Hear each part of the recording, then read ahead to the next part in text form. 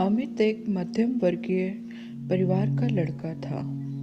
वह बचपन से ही बड़ा आज्ञाकारी और मेहनती छात्र था, लेकिन जब से उसने कॉलेज में दाखिला लिया था, उसका व्यवहार बदलने लगा था। अब ना तो वह पहले की तरह मेहनत करता और ना ही अपने माँ बाप की बातों को सुनता। यहाँ तक कि वो घर वालों से झूठ बोलकर पैसे भी लेने लगा था। उसका बदला हुआ आचरण सभी के लिए चिंता का विषय था। जब इसकी वजह जानने की कोशिश की गई तो पता चला अमित बुरी संगति में पड़ गया है। कॉलेज में उसके कुछ ऐसे मित्र बन गए हैं जो फिजूल खर्ची करने, सिनेमा देखने, धूम्रपान करने आदि लगे हैं। पता चलते ही सभी ने अमित को ऐसी दोस्ती छोड़कर पढ़ाई लिखाई पर ध्यान देने को कहा, पर अमित का इन बातों से कोई असर ही नहीं हुआ। उसका बस एक ही जवाब होता, मुझे अच्छे बुरे की समझ है। मैं भले ही ऐसे लड़कों के साथ रहता हूँ, पर मुझ पर उनका कोई असर नहीं होता। दिन ऐसे ही बीतते गए। धीरे धीरे परीक्षा के दिन आ गए। अमित ने परीक्षा से ठीक पहले कुछ मेहनत की, लेकिन वो पर्याप्त नहीं थी। वह एक विषय में फेल हो गया।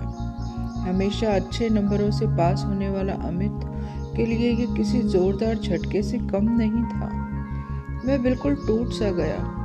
अब ना तो वह घर से निकलता, ना ही किसी से बात करता। बस दिन रात अपने कमरे में पड़े कुछ सोचता रहता। उसकी यह स्थिति देखकर परिवारजन और भी ज्यादा चिंता में पड़ गए। सभी ने उसे पिछला रिजल्ट भूलकर आगे मेहनत करने की सलाह दी, पर अमित को तो मानो जैसे सांप सूंघ चुका था। फेल होने के दुख से वो उभर ही नहीं पा रहा था। जब ये बात अमित के पिछले स्कूल के प्रिंसिपल जी को पता चली तो उन्हें यकीन ही नहीं हुआ। अमित उनके प्रिय छात्रों में से एक था और उसकी यह स्थिति जानकर उन्हें बहुत दुख हुआ। उन्होंने निश्चय किया कि वो अमित को वह स्थिति से जरूर निकालेंगे। इसी प्रयोजन से उन्होंने एक दिन अमित को अपने घर बुलाया। प्रिंसिपल साहब बाहर बैठे अंगीठी ताप रहे थे। अमित उनके बगल में जाके बैठ गया। अमित बिल्कुल चुपचाप था और प्रिंसिपल साहब भी कुछ नहीं बोल रहे थे। 10-15 मिनट ऐसे ही बीत गए, पर किसी ने एक शब्द भी नहीं कहा। फिर अचानक प्रिंसिपल साहब उठे और चिमटे से एक धधकते हुए टुकड़े को निकालकर मिट्टी में डाल दिया। वह टुकड़ा कुछ देर तो गर्मी देता रहा, पर अंत में ठंडा पड़ गया। यह देख अमित कुछ उत्सुक हुआ और बोला, प्रिंसिपल सर, आपने उस टुकड़े को मिट्टी में क्यों डाल दिया? ऐसे तो वो बेकार हो गया।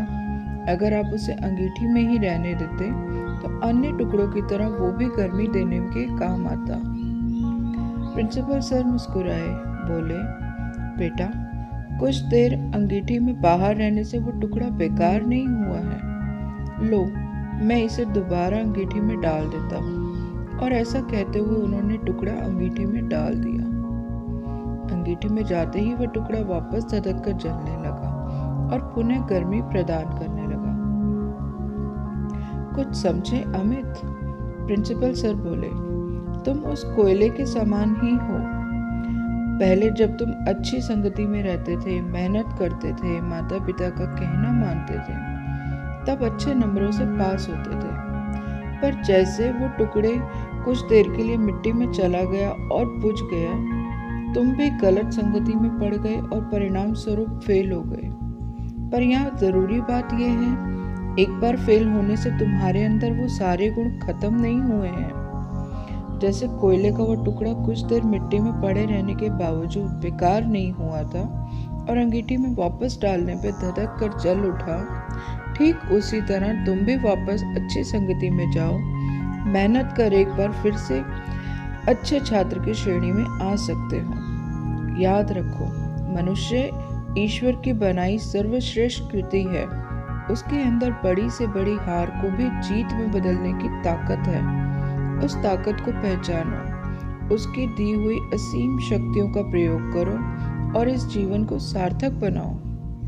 अमित अब समझ चुका था कि उसे क्या करना है। वह चुपचाप उठा, प्रिंसिपल साहब के चरण स्पर्श किए और निकल पड़ा अपना भविष्य बनाने को। Thank you.